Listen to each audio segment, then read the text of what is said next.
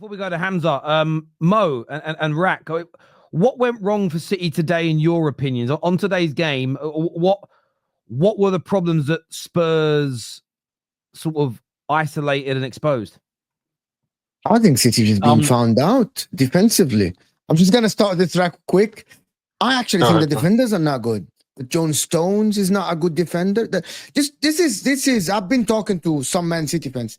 Manchester City defenders aren't used to defending, and they were asked to defend. They get exposed. I've been saying this for a lot of time. When they don't have the ball all the time, when other teams go with numbers like Bournemouth, like Brighton, like Spurs today, they get found out. It's very simple. Does that include Ruben Diaz? I think Ruben Diaz is a proper defender. I think Ruben Diaz is good, but also he has his moment. But he's your best defender, to be honest. Akanji today looked all right, but the people around, John Stones is never a great defender one-on-one. He doesn't know the positioning. They're not used to defending, guys. That's what people don't understand. Because you have the ball 70% of the time, they aren't used to defending. They aren't a one-on-one defender. They can't cover long spaces. When Kyle Walker literally today, Timo Werner ran next to him. Just he's ushering him into the 18. He doesn't know what to do. If he doesn't beat him in speed, he doesn't know what to do. Gavardiol positioning was not good today. Akanji was not good. And also, it didn't help that you're literally playing without any midfielder that can defend. Bernardo running like a headless chicken. I said before that Phil Foden cannot be in a midfield if the team doesn't have 70 or 80% position, because he's only existent in one phase of the game, attacking phase.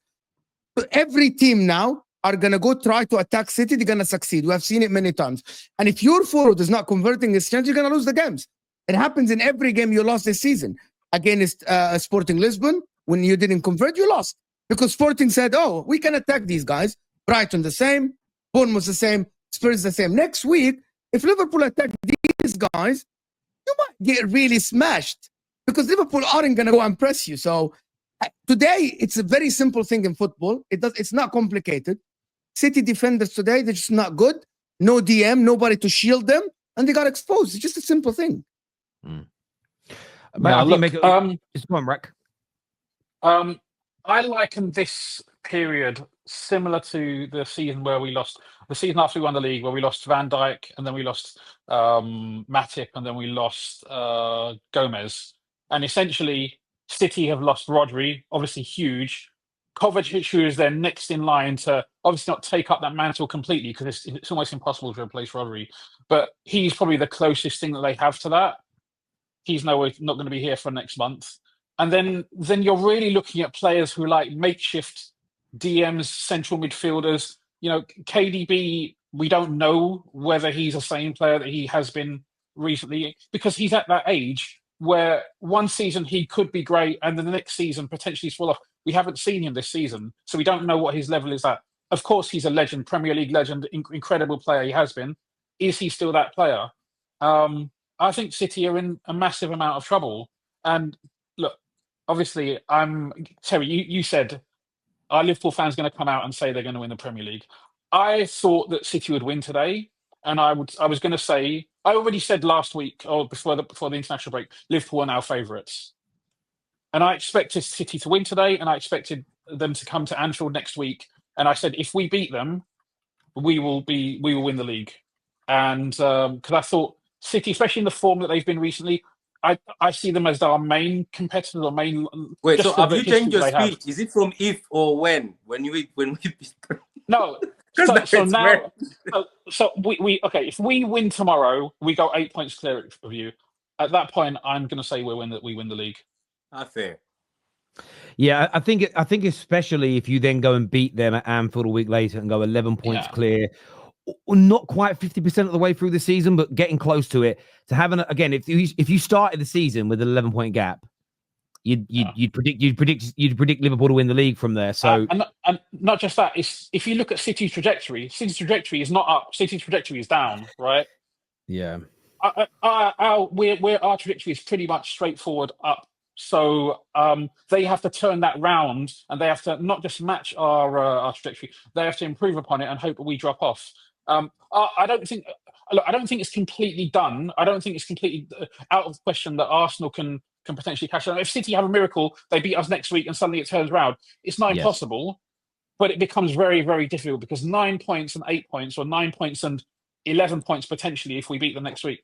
That is an incredibly large gap, even at this point in the season. The incentive for Liverpool in these tomorrow and next week's massive now, because that will just feel like such an insurance policy that gives you a bad patch and you could still be top. And I think that's the thing. Like, we can afford to have a bad patch, but the others can't afford to have another bad. So if we both have one bad patch each, we maintain our lead. So they need a bigger drop off. And look, potentially 9 points is 3 games. But we haven't really looked like losing too many games. The worst, sometimes draws kill you. So I'll agree. If we end up drawing a couple of games, say we draw against City next week, and maybe we draw tomorrow, then Arsenal fans, of course, they're going to come up with some chest because they're going to be 5 points behind. They're going to fancy their chances. But after the City game, we've got 2 games away: Everton away and Newcastle away. Those are 2 big tests. If we beat Everton and we beat Newcastle away, I think it becomes very, very long for both those other teams. Terry, I've got a question for you, Terry. Mm-hmm. Don't you also think maybe this is the reason why, let's say City did 4 in a row, that's the fatigue for that? And also, do you think also this is also lack of investment and also doing the 4 in a row, mental fatigue? I was going to kind of ask that question to the panel, but you've asked me, so I will answer. That's fine. I'll answer it. I mean, look, I think there's an element, right, of depends how successful you've been in life. But there's certainly times where you can kind of give up on something, not because you're a loser, not because you don't have heart, but you're content. And you might find with some of these City players, I think mentally some of them are gone. You reminded me, and please don't, City fans watching, please don't react to this in an immature way. When you conceded today, you reminded me of Man United at many occasions in the last 11 years, where you suddenly went erratic, you were all over the shop, and you looked disorganized. And this is a team, and you know this, Patty, you've watched me for long enough. The biggest praise I've given to Pep's City team has never been the attacking style of football. It's how organized you are outside of possession and how you get back into shape. And that disappeared. And that tells me there's a lack of energy and a lack of intensity and a lack of fight from these players. And I think there's a few things. I think some of the players aren't good enough. I think that some maybe are a little bit bloated. They've had all the success. The times are really tough now. And it's what is it the boxers say? It's hard to get out of bed at 6 a.m. in the morning and run when you're wearing silk pajamas. Maybe there's that element of, and that maybe it's like subconscious. And it's almost, I've done this before. I ain't got the energy to go again this year. And listen, Man United players have spoke about it that have done 3-peats, that have sort of said you weren't happy or that you didn't win the league, but you could kind of accept it, regroup, and go again. So I think there might be a number. I don't think it's any one particular reason. You've definitely invested poorly, which is crazy because City have been so good in the market for so long. You think about the midfielders that you brought into the club to be the backups to Rodri. They haven't been good enough. Said it for a few weeks now. I think all your replacements for the likes of Raheem Sterling and Mahrez, etc., none of them have been good enough from an output point of view as of yet. I think some of the players are past it and over the hill. You mentioned Gundogan having to cover these positions. Then you throw in injuries, which definitely play a part.